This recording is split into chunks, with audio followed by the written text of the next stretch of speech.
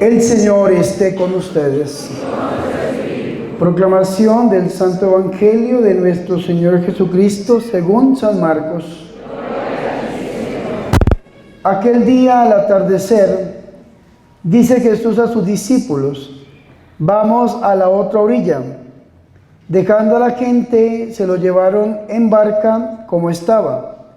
Otras barcas lo acompañaban. Se levantó una fuerte tempestad y las olas rompían contra la barca hasta casi llenarla de agua. Él estaba en popa dormido sobre un cabezal. Lo despertaron diciéndole: Maestro, ¿no te importa que perezcamos? Se puso en pie, increpó al viento y dijo al mar: Silencio, enmudece. El viento cesó y vino una gran calma. Él les dijo: ¿por qué tienen miedo? ¿Aún no tienen fe? Se llenaron de miedo y se decían unos a otros: ¿pero quién es este que hasta el viento y el mar lo obedecen? Palabra del Señor. Que por la proclamación de este santo evangelio sean perdonados nuestros pecados. Alabanzas a ti, oh Cristo. Ven, Espíritu Santo, a través del corazón inmaculado de tu amadísima esposa, la Virgen María. Amén. Tomen asiento, por favor, hermanos y hermanas. Es una alegría para mí poder compartir con ustedes esta celebración eucarística que lo ofrecemos por los enfermos y por los oprimidos. Hermanos y hermanas, estos días, como primera lectura, hemos escuchado una parte del segundo libro de Samuel, desde el capítulo 11 en adelante. Hoy escuchamos el inicio del capítulo 12, segundo libro de Samuel, capítulo 12. ¿Y de qué nos habla a nosotros? Nos habla de algo terrible, de un suceso, de un acontecimiento que vivió un hombre en el Antiguo Testamento que tenía el corazón de Dios, el rey más grande que tuvo el pueblo de Israel. Este rey se llamaba el rey David. Y nos dice a nosotros que cuando estaban en guerra con los moabitas, el rey David se quedó dormido, se quedó en el palacio descansando. No fue a la guerra, sino que se quedó descansando y se levantó en la tarde. Se levanta el rey, se sube a la azotea ahí del palacio y se queda viendo hacia afuera y ve una mujer muy bonita. La mujer se estaba bañando y entonces el rey en su corazón decide pecar con ella, creyendo que nadie se iba a enterar, creyendo que tal vez se iba a salir con la suya, y manda a traer a la mujer y comete un pecado de adulterio con esta mujer. Una mujer muy bonita, pero que le pertenecía a otro hombre. Esta mujer le pertenecía a un hombre que se llama Urías, el hitita, que era un soldado, uno de los generales del ejército del rey David. Esta mujer, pasando el tiempo, le manda una carta a David y le dice: estoy embarazada. Y entonces David intenta ocultar ese pecado. ¿Y cómo lo intenta ocultar? Pues manda a llamar a Urías, que está en la guerra, para que venga y de una manera engañosa, pues tenga relaciones con su mujer y digan que el hijo es de él, de Urías. Pero este hombre es un hombre muy fiel al rey. Y este hombre es un hombre muy entrenado en todo este tema de la guerra. Y entonces él tenía que cuidar algo que se llamaba la santidad en la guerra, donde un hombre no podía tener relaciones sexuales con su mujer mientras estaba en la guerra. Sin embargo, el rey David lo manda a llamar y trata de engañarlo, y este hombre se queda con la guardia cuidando a su rey, porque era fiel a su rey. Al otro día le dan licor, lo emborracha, creyendo que tal vez borracho va a ir a acostarse con su mujer, y este hombre, aún así en estado de alicoramiento, lleno de alcohol, se queda cuidando a su rey. Y entonces David toma una decisión terrible. ¿Y cuál es la decisión que toma el rey David? ¿Saben cuál es? Mandarlo a matar. Y lo manda a matar de la siguiente manera: le escribe al general del ejército Y le dice que cuando estén en la guerra, en lo más recio de la guerra, que ponga a Urías en la primera línea. Y que cuando la guerra se ponga más recia, lo abandonen y lo dejen morir, que lo maten. Y así sucedió. Urías fue y entregó la carta, que era la sentencia de muerte, y entonces mataron a Urías el hitita. Y David creyó que se había salido con la suya. El rey David creyó que había logrado ocultar el pecado que había cometido. Sin embargo, vea que Dios levanta a su profeta. En este caso es el profeta Natán. Lo levanta y el profeta va y le dice una historia que es la que escuchamos hoy. Va el profeta donde el rey y le dice: imagínate, David, que un hombre tenía muchas ovejas porque era muy rico, pero había un hombre que tenía solamente un corderillo, una ovejita. Y entonces llegan unos amigos a visitar al hombre rico y él, en lugar de tomar una de sus ovejas, de tantas que tenía, pone los ojos en el corderillo, en la ovejita de aquel hombre pobre, y se la quita. Y entonces el rey David, ¿qué dice? Este hombre es reo de muerte y tendrá que pagar 4 veces más esa corderita. ¿Y saben qué le dice el Señor? Pues ese hombre malvado eres tú. Ese hombre malvado eres tú, que le quitaste la mujer a Urías el hitita, le quitaste la vida, lo mandaste a matar. ¿Y qué hizo el rey David?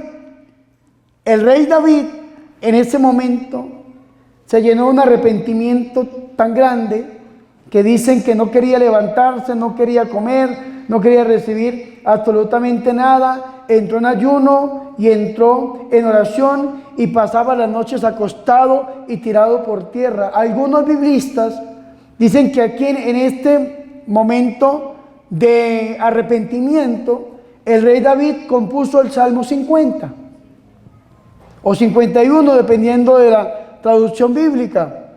Misericordia, Dios mío, por tu bondad, por tu inmensa compasión, borra mi culpa, lava mi delito, limpia mi pecado, pues yo reconozco mi culpa, tengo siempre presente mi pecado contra ti solo pequé, cometí la maldad que aborreces. En la sentencia tendrás razón, en el juicio brillará tu rectitud. Mira que en la culpa nací, pecador me concibe mi madre. Te gusta un corazón sincero y en mi interior me inculca sabiduría. Rocíame con el hisopo y quedaré limpio, lávame y quedaré más blanco que la nieve. Hazme oír el gozo y la alegría, que se alegren mis huesos quebrantados. Aparta de mi pecado tu vista, borra en mí toda culpa. Eso fue lo que dijo el rey David. Y nosotros los religiosos que lo rezamos todos los viernes en las oraciones litúrgicas, nos lo sabemos de memoria. Ojalá que nosotros hoy entendiéramos, mis hermanos, que lo que Dios quiere de nosotros no es que ocultemos el pecado. Lo que Dios quiere de nosotros es que nosotros le pidamos a Dios que nos dé arrepentimiento de corazón y que nos volvamos a Él, porque lo único que nosotros le podemos entregar a Dios es la vileza de corazón. La vileza de corazón. Y no creamos nosotros que nos vamos a salir con la de nosotros, con la nuestra, dicen en Colombia. ¿Saben por qué? Porque nosotros podemos engañar al hombre, pero de Dios nadie se burla. Nadie se burla, absolutamente nadie. Un ejemplo, cuando el cura se pone a confesar. Yo esta mañana, desde las 7 de la mañana, me puse a confesar, me levanté a predicar, volví a confesar, me levanté a la misa. Y a la hora santa, cuando un cura se pone a confesar, mucha gente hace fila. Hoy hicieron fila mucha gente. Confesamos y confesamos. Y uno a veces discierne que hay personas que le están mintiendo al cura.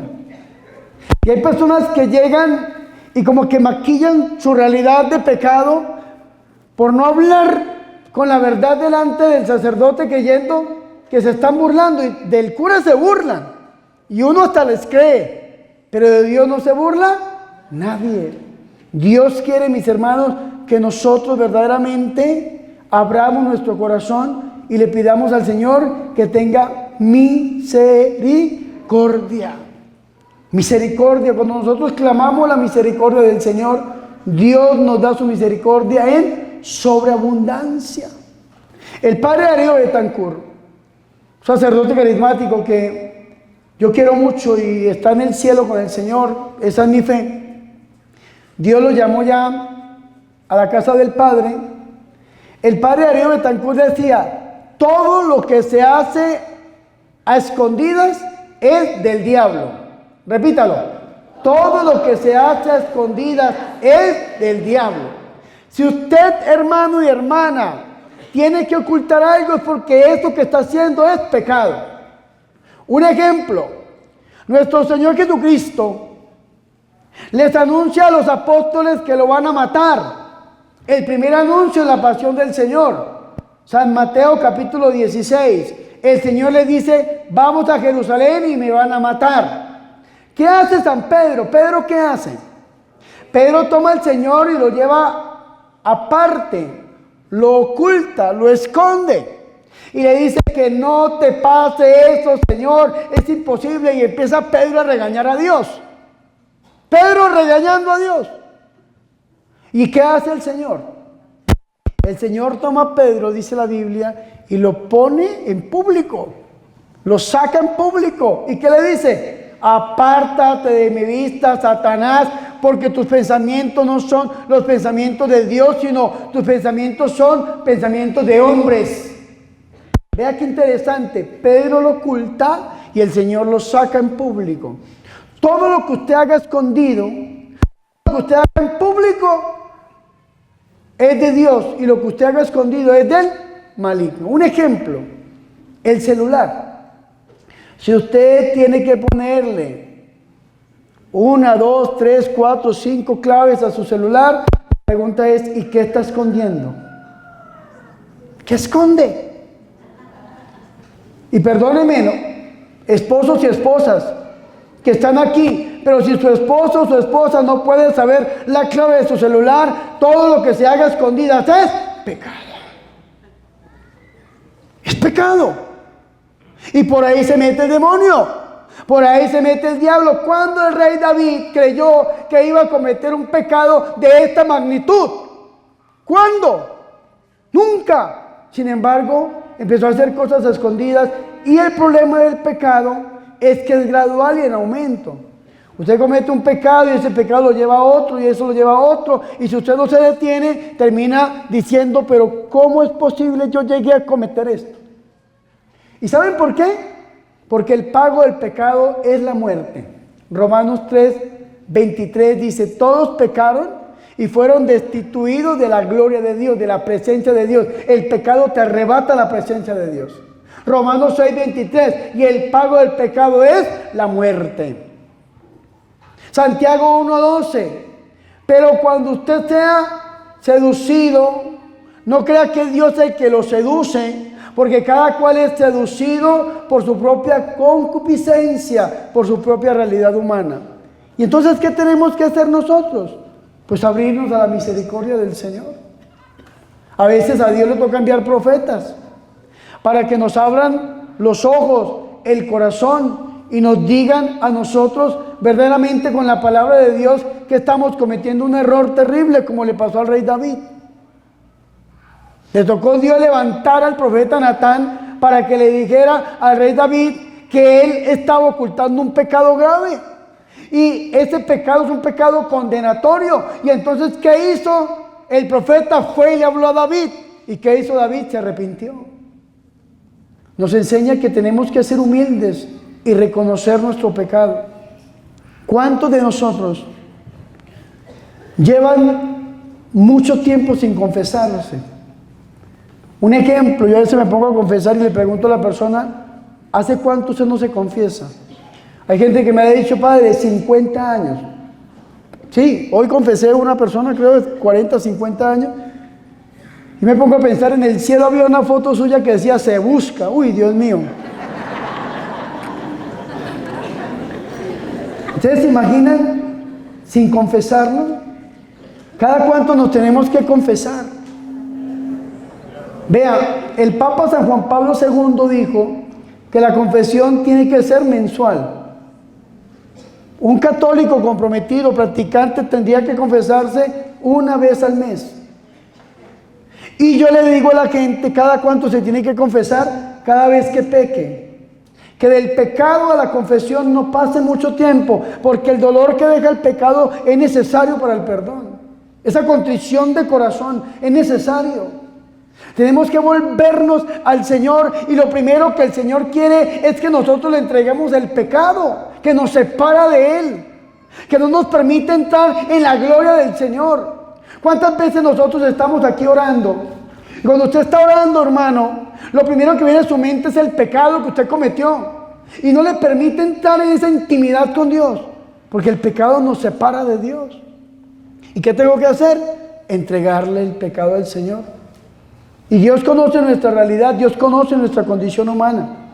Dios sabe lo limitado, lo finito, lo transitorio, lo temporal que nosotros somos. Y por esa razón nos dejó una vacuna.